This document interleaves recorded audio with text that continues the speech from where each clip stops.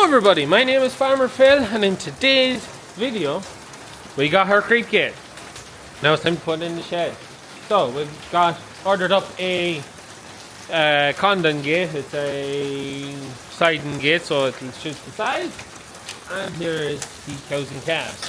So the plan is to put it on this pillar here to that gate, chain it up. Cows will get the top bay, calves will get the middle bay, and then we have 7 heifers and bullocks to go in the top pen there still out at grass. So we still haven't got them scanned, waiting for the vet to get back to them when to go do it. So yeah, that's more or less where we stand. So we just have to, the gate that's on this is on a pin latch system, so it's not like nearly all the gates is hung around here. That's on your standard bracket, so it's on one of these. So while this does have holes for drilling, Dave, will you hold the camera while I get in? I can put it off center, and it might actually drill through. You'll see my dilemma. So if I put it dead center, you have that center is in the way. If I put it off center to the edge, I think I can drill through. Now, drilling or welding, which is going to be easier? Well, drilling is probably easier for me because I'm not a great welder. Also because this is zinc plated or galvanized. Welding galvanized creates gas, which is harmful. So yeah, and then also which is going to be stronger, 2 bolts or a weld? I think I am going to go with the drill because I will be able to drill it. I'll get it through the edge. It's just going to be off center. I'll take off these 2, so I'll need to move them up there, and then we'll just bang these on, hang it off the telly, and then pop them in where they need to be. They're happy out though. Yeah, we'll tighten them up. They've plenty of space at the minute. They're not too bothered either, so. Right, we'll go get the mag drill and get this done.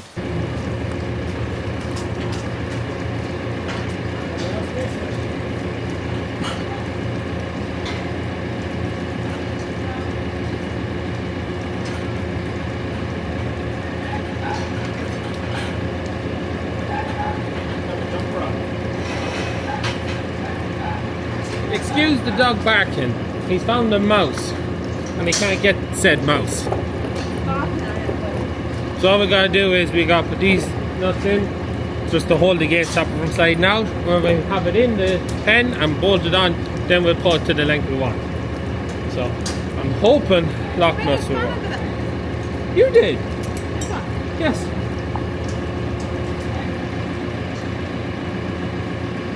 We didn't, when we bought the gate, we bought it in local co-op. They didn't throw us out nuts and bolts for holding the gate together because you have to buy it in 2 halves. Why, I don't know. But lock nuts won't fit into the space. And I don't have ordinary nuts. Yeah, my tash. One person in the last video said they liked it, so I'm well chuffed with myself. And yes, avoid the briars. Oh, my ears. It's a Stewart feeling. We get very hairy as we get older. I couldn't give a fiddler's. But anyways, we found some. So we got them. I found them in the box of Imperial unassorted nuts and bolts, but these are metric and probably off something. But I know where they are if Father Phil comes looking for where is my metric nuts in my Imperial box. So these, this one's pretty easy to show. So how this works is that does not fit in there. I got what there. It goes in from that side. You line it up and then you screw down the bolt.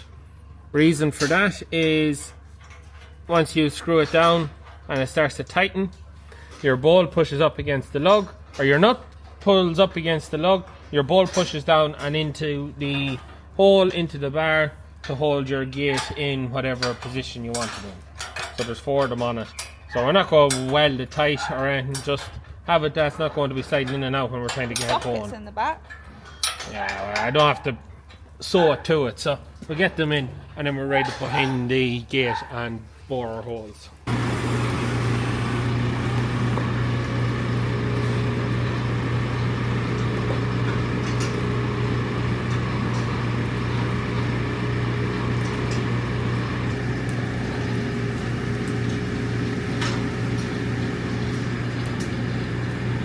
We have the gate in. We're just going to do it with them. because they're quiet. They're not passing much heat in us. Hopefully they don't go scratching again. But you can see here, this is more or less where we're going to go for. I think it's fairly good. We get about a foot of clearance at the bottom, should be enough for them to walk through. Then plenty of clearance at the back. But we'll try and keep the front leaned out if we can at all. The only thing is, just with the lie of the telly, she's sitting at the back a little bit up there, so that's why she's not just lining up there. But we'll have fairly reasonable to get it right. But I think we will whack that on there. So, Liv, will you open the mag drill and down? So a magnetic drill there, so I'll use that because it's going to be the quickest way of boring the hole. Just stick it on, pull it down, job's a gun, and the power supply is there because we used to use this as a calf feeder. On the magnet, and she is locked solid. Hey, Lee, flower. How do you able to do it? Through the mental marking?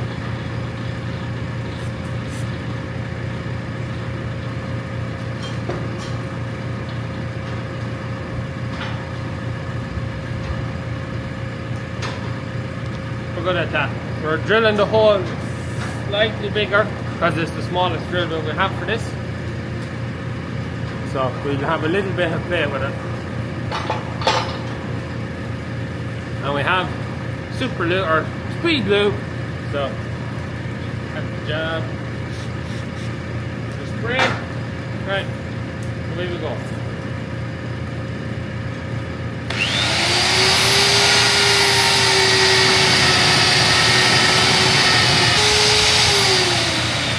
How long would you be trying to do that with a handheld drill?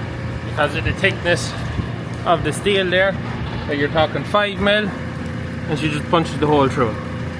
So, pretty much bang on the money. So we drop her down, do the next one, do the one after, and we will be laughing.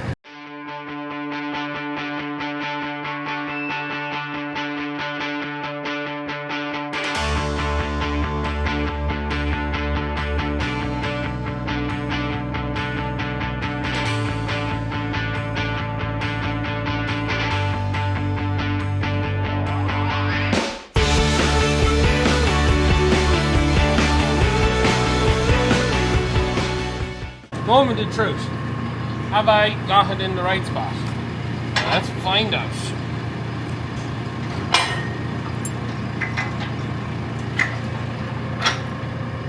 To line up anyways. Just take the telly out and see how she hangs. Hopefully she doesn't just sag down. She sags down. Not great.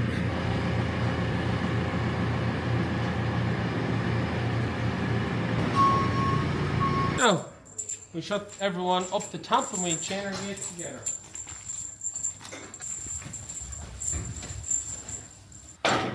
That is bang on the money, isn't it? Mm-hmm. You're happy with that? Think we need to overlap a bit or no? Right, so 2 chains. Usually these gates would be, from pillar to pillar or that, but you can't get a gate the length of this shed, it's a bit too much. So this is what we aim to do. That's why we kind of went with the condom, because it has a roller bar. So it kind of just helps an animal go through if they're a little bit too big, because Ted is a bit on the big side for going through, I'd say. Whereas the other two, I'd say, should get through. It's not open to its fullest, but I'd say we shouldn't be too bad at that. We just need to get ourselves a gate to match there. To do that, we'll bring in the heifers tomorrow. I think Liv wants to go get goats in now, so we'll go concentrate on that. These will get bedded up this evening with the straw blower. But, yeah. Happy out. Creek gate is in. We'll see if the lads use it later on in the video. Very stressful anytime I do anything like this, because I just second guess and doubt myself, and I don't find it terribly enjoyable because I spend all my time just thinking I'm doing it wrong. But yeah, also the pillar drill, super job. Father Phil bought it last year for, I can't remember what he bought for. Bought for something specific, but very, very useful for doing jobs. Oh, the shed, yes. But yeah, very useful. Anyway, we'll see if we can sort this out and we'll go put in goats. Just cleaning out pen that Bruce was in for most of the summer. He's moved back to the piggery now. You may be saying to yourself, why is such a big machine for such a small shed, which I have no hope of hell of getting into? Well, this is where the benefit of the big machine over the small machine is. Because the big machine has a boom that puts me right to the back wall. So that I can clean the entirety of the shed out. Without having to get in.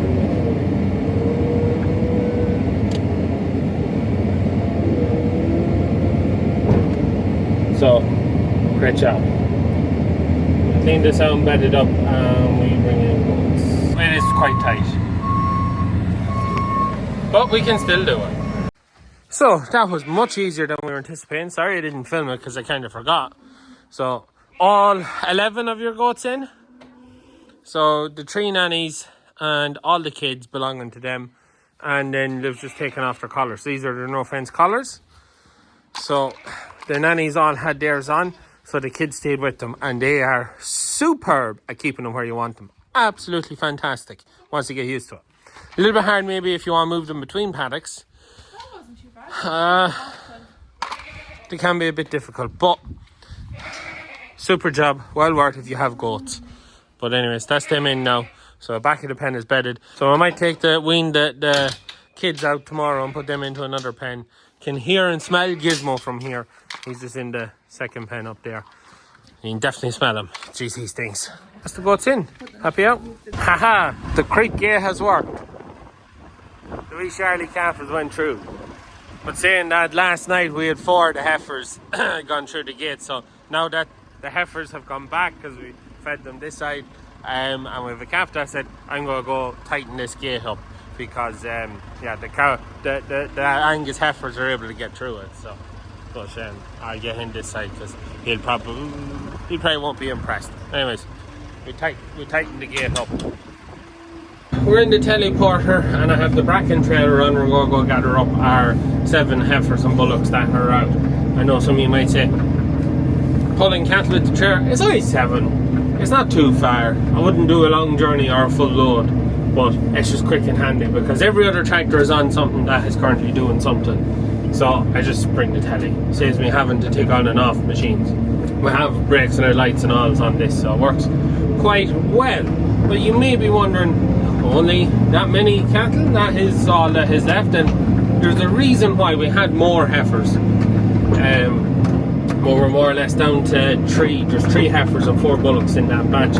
2 of the heifers are too small and 1 is a Friesian cross, a Freemartin heifer. And the reason why there's so few heifers is for the 5th year in a row our single farm payment, which is you've got EU subsidies for growing food or producing food, have been held up. And as I think it can be safely said, most farmers tend to, single farm payment comes in, it pays X, Y and Z, and that's kind of how most things work. But because we didn't get it, and we probably won't get it for a while, we decided to cash in the heifers. We sold them privately because the price of cattle in marts and that, you know, what you're going to get, what you're going to put into them, what you're going to get after that, we're going to have the same amount of return without having to feed them. So we said we'd sell them and be able to cover what the single farm payment should have covered at the time. So yeah, it's very, very frustrating, to say the least, for the 5th year in a row to have it held up. The first year was in 19. We were held up with, we're after joining a partnership and there was rigmarole with that, it got delayed. The second year we had an audit on the partnership because they just audit X amount of partnerships every year, and I held it up. 2021 it was held up with, there was an issue with parcels on maps. There was a dispute about claimed area where there was a bit had gone to scrub or something and it wasn't resolved. That held it up. 2022 was this from 2022? I can't remember what 2022 was. 2023 was after my uncle had passed, and that was a big bloody rigmarole. That held it up till February. We were trying to deal with the inheritance part of the department, and that was just a nightmare. 2024, last year, was held up because of a satellite image of a crop of oats that was sowed late, was flagged as being not what was put down on the paperwork. They had a triggered a manual inspection, and the inspector from the department that came out to inspect it looked at his reference picture, looked at the field and says that's not how crop of oats, even though it was. And then it didn't get comped by us till we didn't get paid, and then our technical advisor had to go and try and sort it out and take pictures of the field after we'd harvested it and bits that were still growing that were oats to show us oats. Eventually got sorted, and now this year we're held up because we finally dissolved the old partnership with my uncle in it, and we formed a new partnership, and we are being held up with that, and over we've rented a farm, and there was a change of entitlements between the person that rented it. I think there's 2 or 3 things this year that's holding it up. It was a pain in the hole. Whatever about holding the money, the bit that annoys me the most, especially the year it was held up till February, was if you had that money and you decided, oh, I'll just go and sit on it from October till February. If you had that sitting in a savings account, that's earning interest, that would be earning you money, and there's no interest occurred on the money when we get it. Like, yeah, when the department is holding it back, there should be interest, because if you had it and didn't spend it and left it in a savings account, it'd be making you money. That's the bit that annoys me more than waiting to get it. But yeah, so that's why we have so few heifers. There's the 4 bullocks there, Frisian bullocks, and a free martin we weren't going to sell because she wasn't worth anything extraordinary. We sold Angus and Herefords out of it, and then we have 2 small Angus heifers that they weren't heavy enough, so we're going to keep them and let them go into next year. One of them I think Liv wants to keep as a cow, so she'll probably see the bull next year. But anyways, that's the crack. Anyways, we're going to lift the cattle, we'll bring them back, we weigh them, we dose them, and we put them into the shed. Thankfully the heifers have heard us because they've quite a large run.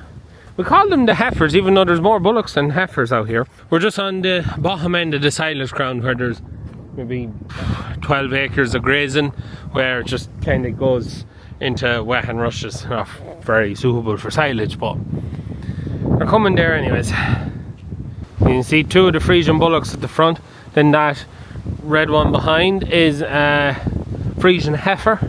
She's fully red. We kind of think she's a red Angus, but she might get to see a bull next year just for the crack. And then we have, I forgot, we actually kept one of the Hereford calves because she was a bit small. Then 2 Angus heifers that were small. And then that buck there, he looks like an Angus bullock, but he's down as a Frisian on the card. Time to come home. So they're looking rightly. No, lost them. There's too many acres out here for such a small batch. But look, I kept them going till we were ready to put them in. There's definitely not a lot on them. So anyways, we get them brought in. We have them loaded into the crush now, so we're just going to clip tails and backs. The smaller ones won't clip their backs, but the bigger ones will clip their backs.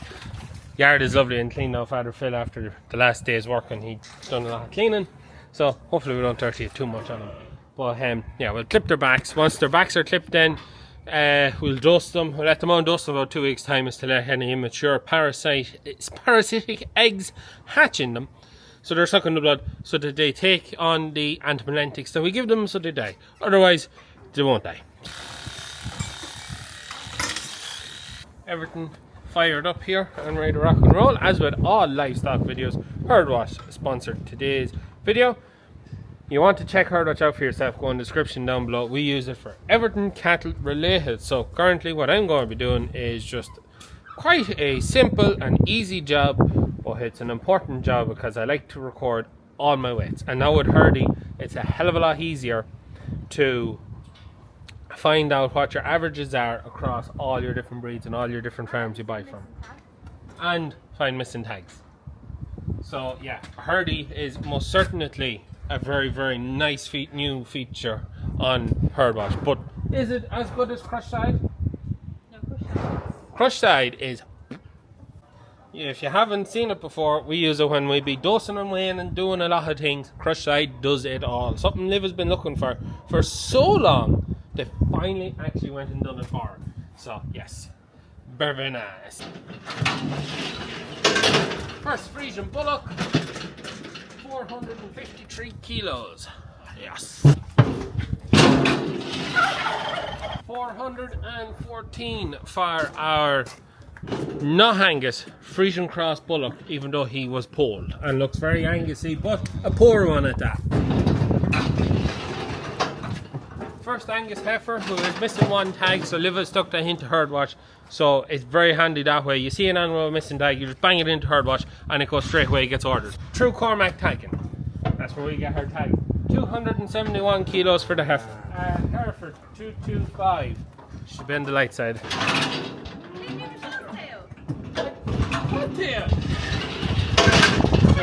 This heifer here is the one Liv wants to keep.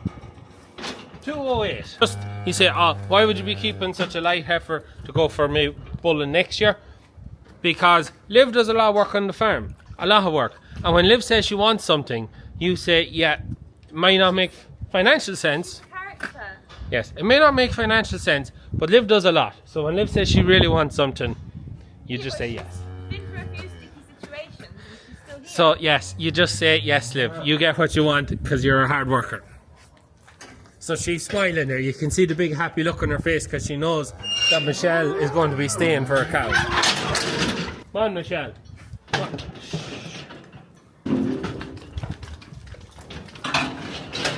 So, a free Martin heifer. 380 kilos. Not bad. He's an Angus. They was telling me this black and white lad is an Angus, whereas the guy who's actually black and has no horns, that's supposed to be an Angus. One thing I will say about that, it was something you'd see a lot of. Just breeds not making reality to animals, but since the genotyping has come in where I think all calves have to be genotyped, that stopped all of that. So and this is the reason why Liv wants to keep Michelle, because she's our pet. Look. Anyways, we keep Liv happy, keeps the whole job happy. Now we're ready to put them in. So we get them in. Just I suppose what else is going on at the minute. Brendan is cleaning up around the grain dryer because we're finished with that now, and Father Phil is away rolling grain, crushing grain for customers. Gets the key open. So that's more or less it's just that thing of time of year. The one thing I will say though is bitter cold. It's quite blustery, as you may pick up from the mic, but the big thing is things are going to get dry. You can see the concrete has dried, and that means that, well, maybe Monday might dry down enough to get back at beat. Maybe. So the plan is here, we're going to put these in here, then we're going to take out our 3 small lighter heifers. Come on, come on, shh, and put them into the creep area. They should be fine in there. That's our theory, that's what we're thinking. Put them into our creep area because we don't want to be feeding them a finishing ration, and they'll have lots of space there. Then they will kind of have the cows, but they shouldn't really bother them, I don't think. That's the plan. One thing though, and it was actually my grandfather said it when he stayed the same Condon gate, is the settings. I'll just show you. We'll sort them out and I'll show you the settings. Come on, Michelle. She's behind you. Come on.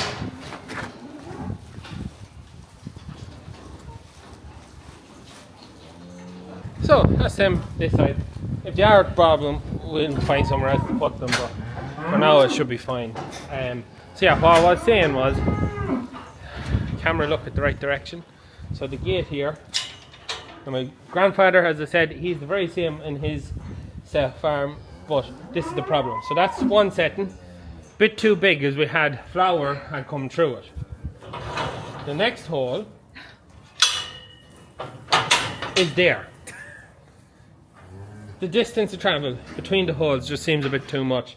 So I think I'm going to, as my grandfather said, drill a hole in it and get it just that halfway, because that's just about big enough for the Charlie calf. But the other pair of bucks aren't going to go through that, so we'll have to do that. I'll just leave it like that for the time being, but we'll have to just drill a hole in that. Liv wants to go get pigs brought in now, and the last of the goats brought in, so we'll go at that now. And yeah, look, I hope you enjoyed today's video. That's all our cattle in now. TB test now, probably the week after next. Now everyone is in. and fingers crossed everyone goes fine. A little bit of TB in the area, but fingers crossed we'll be fine. We've been lucky since 2012 not to have had a case, but now we're kind of getting back into cows. I feel like that's where just to carry it on a stock, whereas with the calves and that, yes Michelle, with the calves and that, stock is always refreshing, so I feel like that could be something now, but look, fingers crossed we'll be fine. Otherwise, hope you enjoyed today's video. As always, please like and subscribe to the channel. Videos every Wednesday and Thursday, and hopefully next week they'll be scanned. I think we're planning on scanning on Monday. So anyways, we get to it. That's it for me. Good luck.